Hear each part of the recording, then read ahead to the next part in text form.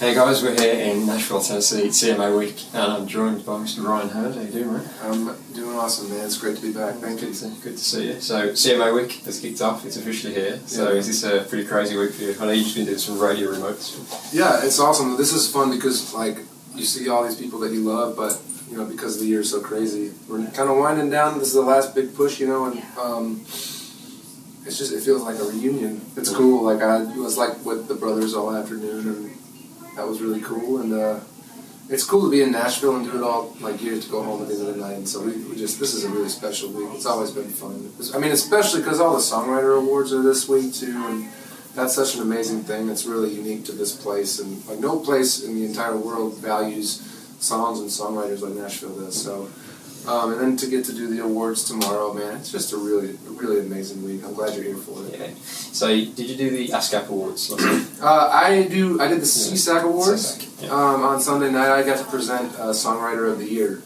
to a guy named Matt McGinn who, no, there's two Matt McGinns, right? But this is American Matt McGinn, and there's Irish, and there's the American one, and he wrote a couple. He wrote What Is for Kane Brown, and he wrote Heaven for Kane Brown, and he was the Songwriter of the Year, and we kind of came up as writers together. And so that was really neat to be able to present him with the CSAC Songwriter of the Year Award. Since the last time I spoke to you in Birmingham, you've released a couple of new songs. Yes, sir. I'll speak about the first one, Diamonds or Twine. It's a very, very special one for you, isn't it? So tell us about how that song came together. Sure, I actually played Diamonds or Twine when we were in the UK last year. It was part of our set, and you know, I only had a handful of songs out at that point. Still only have a handful of songs out, but it was kind of fun to test it out over there to like an audience that really values new music. And we got married. I got married to Marin in March, and it was really neat to.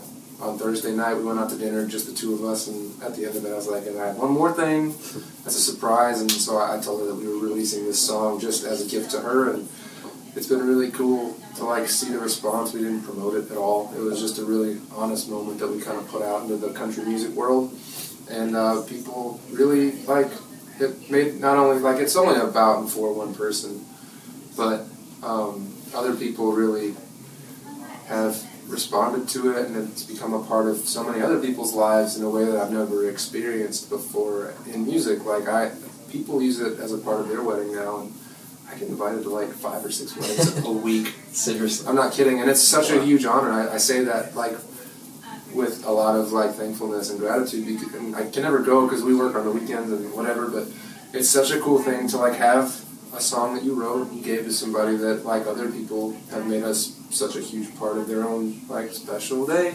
And so, man, that one that really changed things for me. Like I think people knew I was a writer, but that song changed a lot of things for me as an artist. Like people really gravitating toward my voice and my name, and also like I'll be a part of a lot of people's lives forever, and that's something I don't take lightly. That's awesome. And more recently, Down to a T is your latest release, written with Laura Veltz and Nathan Spicer. Sure, so, man. Tell us about working with those guys. Have you worked with those a lot over the years? I worked with Laura probably more than any other songwriter in Nashville, other than like Matt McGinn and Joey Hyde and Aaron Esice. So Laura has written a lot of songs for Marin. I actually knew Laura before Aaron Hurd met, and she's written obviously a lot of songs.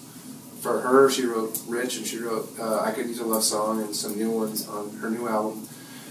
And we always had a really great friendship and relationship with songs, and she just came in with this title. She said, I got this title called To a T, and I think it'd be really hard to write. And I kind of took that as a challenge. I was like, all right, let's go. And just figuring out the wordplay was really hard and really fun, but you knew it was special. And Nathan is a new writer in Nashville. He used to play electric guitar for Katy Perry. And, man, nobody knows about him yet, but they're about to, because he's a very special writer and producer and incredible musician. And I'm just, you know, both of those writers are really special. And, you know, the thing about when you put a single out or any music into the world, you're terrified just because maybe they hate it. The worst thing that could happen is nothing. Yeah. And so this year have been really blessed to put out 2 songs that people have really, really reacted to and have told me that they love, and we can see their reaction in a beautiful way. And it's more than just like, oh, I like that song. It's like people are really buying into like what I have to say, and it's like I'm sharing these amazing moments with fans and finding out that I actually have them, which I think is like the first time you realize that as an artist. You're like, oh my God, I can actually do this. It's very different. When you're a writer, you get to like throw everything up against the wall and see what sticks, but when you're an artist, there's so much more at stake. And so I'm really excited about like what we've gotten to do this year. It's only 2 songs, but they've been really important songs, and it's been just a really, really gratifying year. Do you feel like those 2 songs that you've released are kind of a flavour of a full body of work that I know that you're working on at the moment? Is that a good taste of what's to come? That's a really good question. Diamonds will not be on the record. Right. But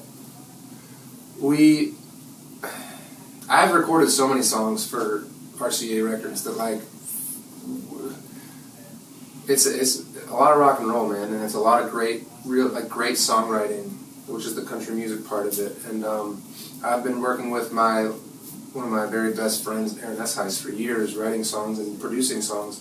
He produces my records, and we just brought in Dan Huff to produce some stuff with Aaron.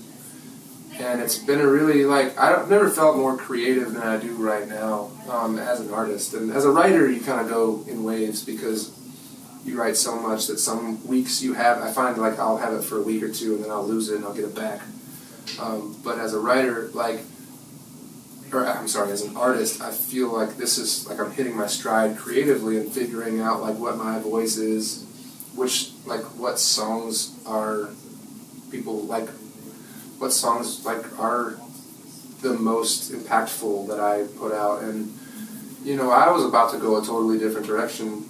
To a T is something that I honestly lucked into just because I wrote it and it sat there for a second, and Aaron's actually the one who decided this song needs to be heard, and our manager felt the same way, and then the label feels the same way, and so you go and you record it and you put it out and you hope that it reacts, and it turns out that people really have loved it, and it's had incredible reaction that's in growth every single week that it's been out. And but that's all part of this whole process of finding your voice and finding your sea legs. And a lot of artists don't get an opportunity these days just because, it's you're kind of one and done. And I've been really lucky to kind of keep my foot in the door long enough as an artist at a label to have that space to create and to find myself and to find my team and to find figure out how to be an artist, because there's so much that goes into that's not creative. And it takes a second sometimes. Some people are lucky and they find it immediately, and other people have to find their way. And I'm really blessed right now to have found that in a cool way. Yeah.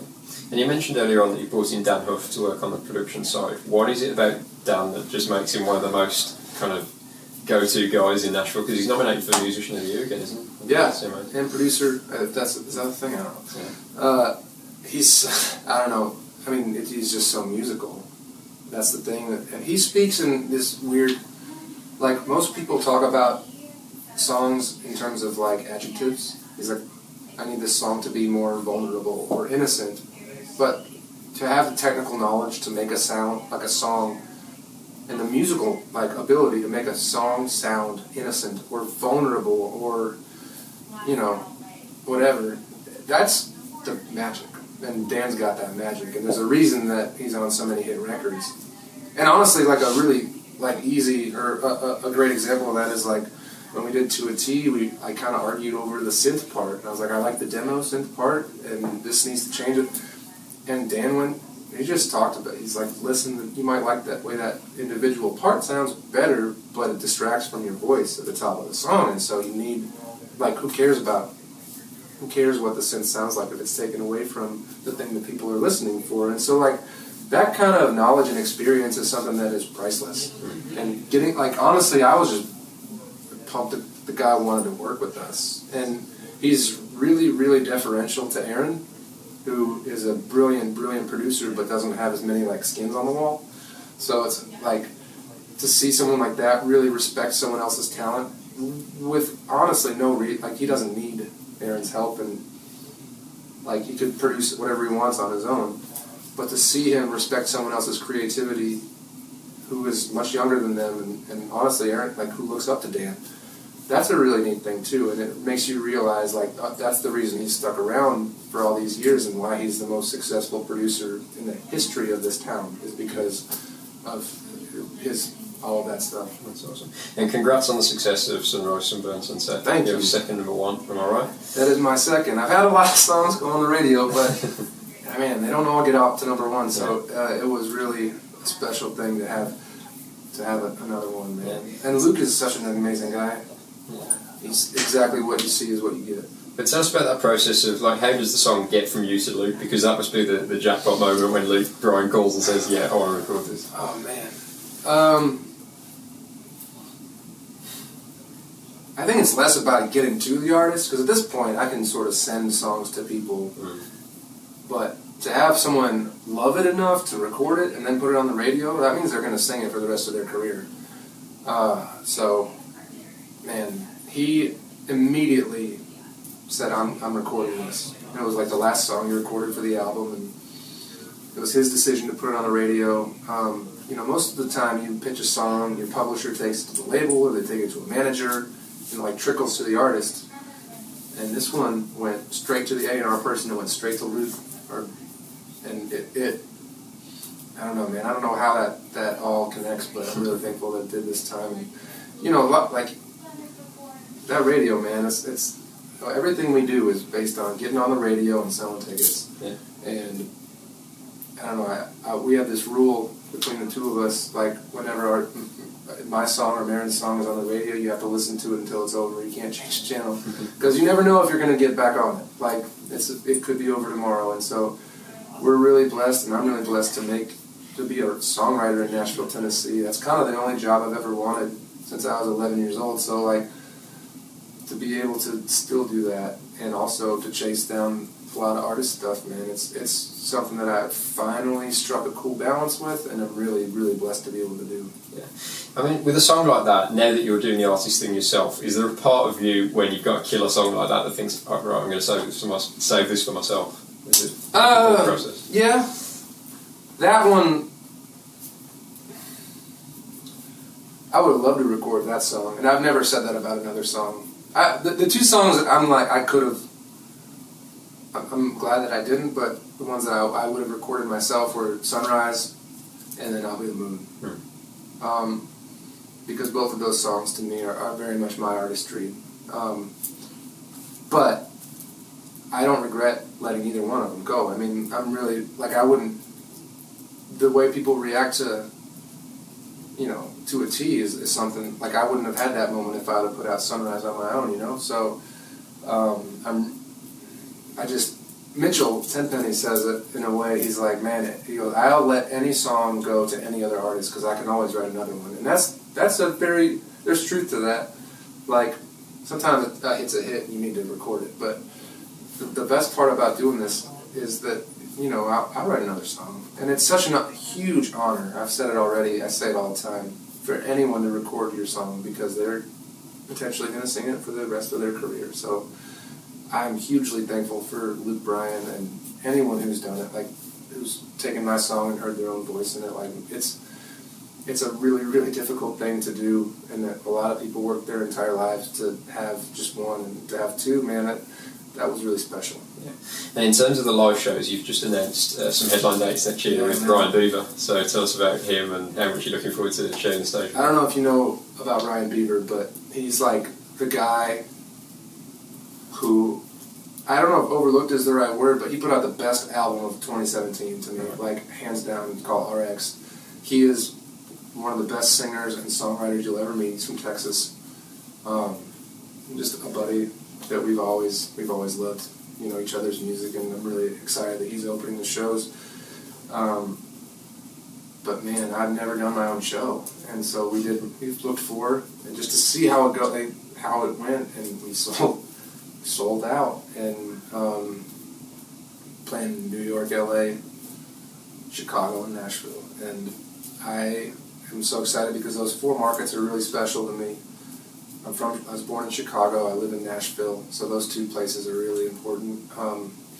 New York City is just, to be able to play a rock and roll show in New York City is such an amazing thing to do, and the West Coast has always kind of gotten what I've done, and I have more listeners like on streaming services in Los Angeles than I do in any other city in America. So it is funny though, because like every time I see with Marion all the time, and it was with me, I said I'm playing these shows and I put up the tour announcement, and all anybody says is, come play here, come play my city, come play my city, come play my city. The one city that I got more than any other city and all this stuff was London. Really? Which was really cool to me. I got to play C2C last year, and that was the last show I've played. I haven't played a show since C2C, and I got to tour with Marin where we met, and but to have that many people over there, like, want you to come back, that is hugely, like, gratifying, and I'm very thankful for that. Like, what an incredible, like, group of country music listeners and lovers of what we do, and I don't know, I'm excited to talk about making plans to make sure that we get back there at some point next year. Fingers crossed. Look forward to that. It's something that I believe in. Like, I don't want to, I don't necessarily see myself as like a world, like a global artist, but I definitely see myself over there playing songs. Like, I don't know, it just seems like such a seamless trend. Like, it's not, the only thing that's different is the time change. It feels like you go over there and it just feels like this is where this music should be played. So it's a special thing, and never played my own shows, but I'm really hoping that we get to do that. I'm planning on doing it That's next awesome. year. That's good to hear. And just before we finish, a final question. I saw your post about the Music Modernization Act a few weeks ago, and I spoke to Ryan Kinder probably 2 weeks ago, and he's a massive advocate of the whole thing, and he was saying this is a real breakthrough moment. So tell us a little bit about that and what it means to you. Man. Man, nothing like a British guy asking you about American copyright law. The thing that happened with the simplest way to talk about it is that when CD sales went away, we lost a very important royalty, and that never came back, and that was the mechanical royalty, and we've never figured out a way to replace it. And so this bill does a lot to make sure that that songwriting can remain a blue-collar job. Like, and I don't mean that in like we have a shovel or we're plumbing something. Like, it literally, we go, like, you should be able to go to work and be a staff songwriter and make a living, and without having, like, to be the richest, like the most. There needs to be a songwriting middle class, and this is something that's very much ensuring that we can do that. And the amount of publishing deals will go up in Nashville. The amount of songwriters will go up. And that means that there will be more songs and better songs. It will only improve the music. And that's a really important thing. And I'm really proud of the people that went and did that work, because those are just writers. Those are not people who are lobbyists or, like, it's not lawyers. It's people like me who just decided to go to Washington and make a hell of a lot of noise. There's 300 people that do this in this town. There's probably 500 in LA and maybe 500 in New York, but not a ton. And so there's not a whole lot of us. And so for us to have this victory means so much. And I have to say that people like Bart Herbison and Thomas Miller are our heroes. Guys like